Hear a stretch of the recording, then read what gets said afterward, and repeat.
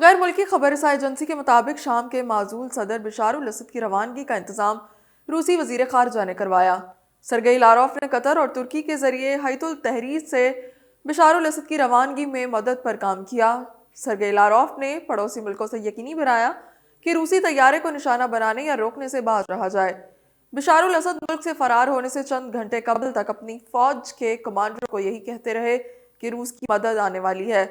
Bashar al Assad نے اپنی media advisor کو تقریر لکھوانے کے لیے صدارتی محل بلوایا اور خود غائب ہو گئے۔ خبر رساں ایجنسی کے مطابق بشار الاسد نے ہفتے کو صدارتی دفتر میں کام مکمل کرنے کے بعد دفتر کے مینیجر سے کہا کہ وہ گھر جا رہے ہیں، لیکن وہ گھر کی بجائے ایئرپورٹ چلے گئے۔ بشار الاسد نے ملک سے فرار کے منصوبے کو سینئر اہلکاروں اور اپنے رشتہ داروں سے بھی پوشیدہ رکھا۔ بشار الاسد نے اپنے بھائی ماہر الاسد کو بھی فرار کے منصوبے سے آگاہ نہیں کیا تھا۔ ماہر الاسد فوج کی خصوصی آرمرڈ بریگیڈ کے کمانڈر تھے جو حکومت کے خاتمے کے بعد ہیلی کاپٹر کے ذریعے عراق پہنچے اور وہاں سے روس چلے گئے۔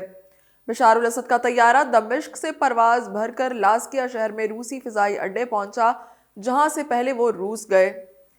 امریکی جریدے بلومبرگ کی رپورٹ کے مطابق روس کے صدر ولادیمیر پوٹن نے بشار الاسد کو محفوظ طریقے سے ماسکو منتقل کرنے کے آپریشن کی منظوری دی، جس کے بعد روسی انٹیلیجنس نے بشار الاسد کے محفوظ سفر کا اہتمام کیا۔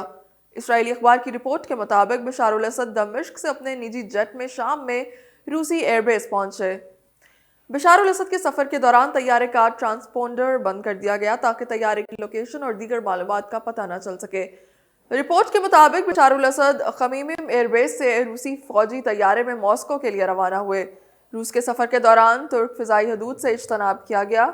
غیر ملکی خبر رساں ایجنسی نے دعویٰ کیا ہے کہ بشار الاسد کی اہلیہ اسما اسد اور ان کے 3 بچے پہلے ہی ماسکو میں موجود تھے۔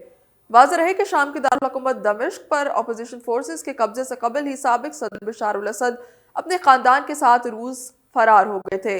روس نے بشار الاسد اور ان کے خاندان کو انسانی ہمدردی کی بنیاد پر پناہ دی۔ اس حوالے سے نائب روسی وزیر خارجہ نے کہا کہ روس غیر معمولی صورتحال میں ضرورت کے مطابق کام کرتا ہے۔ شام کے صدر بشار الاسد کو انتہائی محفوظ طریقے سے روس منتقل کیا گیا۔